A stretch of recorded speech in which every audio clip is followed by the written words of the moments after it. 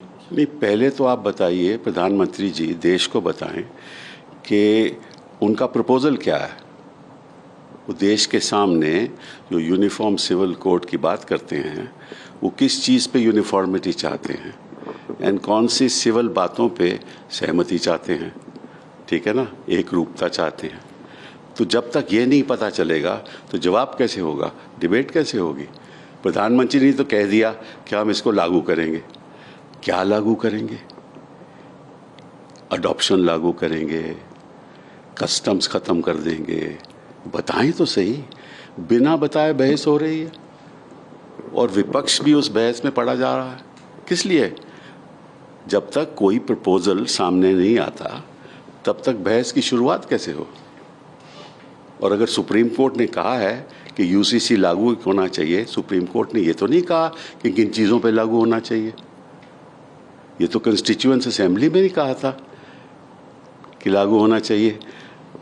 ठीक है ना, ये तो आर्टिकल 44 कॉन्स्टिट्यूशन का जो है उसमें भी लिखा है कि लागू होना चाहिए, प्रयास होना चाहिए कि सारे देश में लागू हो, यही लिखा है ना। बट क्या लागू हो, कौन सी चीज़ हो लागू हो, एक रूपता किस चीज़ पे हो, ये तो ना प्रधानमंत्री जी बताते हैं, शायद उनको बताया नहीं हुआ होगा कि किस चीज़ की बात हो रही है। तो उन्होंने अपने भाषण दे दिया और सारा देश उस पर बहस कर रहा है। हमें ये नहीं मालूम कि प्रपोजल क्या है।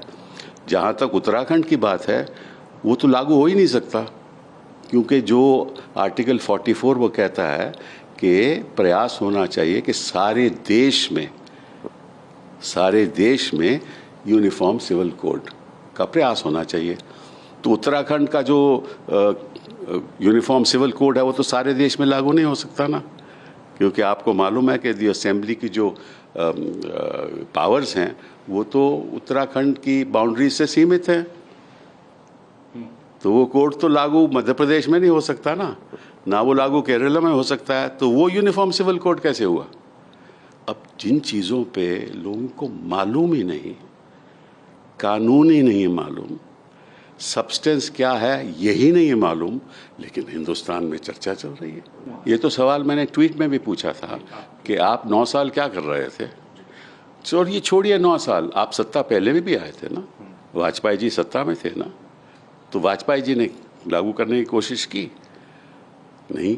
और पिछले 9 साल में आपने सहमति बनाने की कोशिश की, जो स्टेक होल्डर्स हैं सिविल सोसाइटी के, उनसे बातचीत की आपने नहीं। तो अब क्योंकि 2024 आ रहा है तो कब्रिस्तान और शमशान घाट की वो तो डायलॉग ख़त्म हो गया, अब नया डायलॉग शुरू करना है इन्होंने। तो नया डायलॉग, और मुझे ताज्जुब इस बात का है कि कुछ विपक्ष के लोग इसके हक में हैं, कुछ खिलाफ हैं, लेकिन मालूम नहीं किसके हक में और किसके खिलाफ हैं, क्योंकि यही नहीं मालूम कि प्रपोजल क्या है। वो तो इनका तो तय है ना कि कोशिश करके इसी सेशन में इसको लाया जाए ताकि ये चर्चा हो, फिर कुछ लोग विरोध करें, फिर राजनीतिक दल जो खास तौर पे बीजेपी है वो कहे कि तुम तो मुस्लिम अपीजमेंट कर रहे हो। ठीक है ना, मुसलमानों की अपीजमेंट कर रहे हो, तुम तो मुसलमान के हक में बोल रहे हो, तुम तो हिंदुओं के खिलाफ हो। यही चाहते हैं प्रधानमंत्री जी, यही तो चाहते हैं कि विपक्ष इस बहस में पड़े ताकि ये मुद्दा आगे बढ़े, ताकि वो पोलराइजेशन हो। लेकिन मैं एक सवाल प्रधानमंत्री जी से पूछना चाहता हूँ, क्या उन्होंने गोवालकर का बयान पढ़ा है यूनिफॉर्म सिविल कोड पे? गोवालकर साहब ने एक इंटरव्यू दिया था एक सरसंघ चालक को, और वो इंटरव्यू अगस्त 3, 1972 में गुरुजी की जो किताब है ना उसमें छपा है। और जब उनसे सवाल पूछा गया कि आप यूनिफॉर्म सिविल कोड लागू करना चाहते हैं, उन्होंने कहा मैं बिल्कुल खिलाफ हूँ, मैं इसके खिलाफ हूँ, ये देश को नीचे ले जाएगा, मैं डाइवर्सिटी पसंद करता हूँ। मैं तो नहीं कह रहा, ये इनके गुरुजी कह रहे हैं।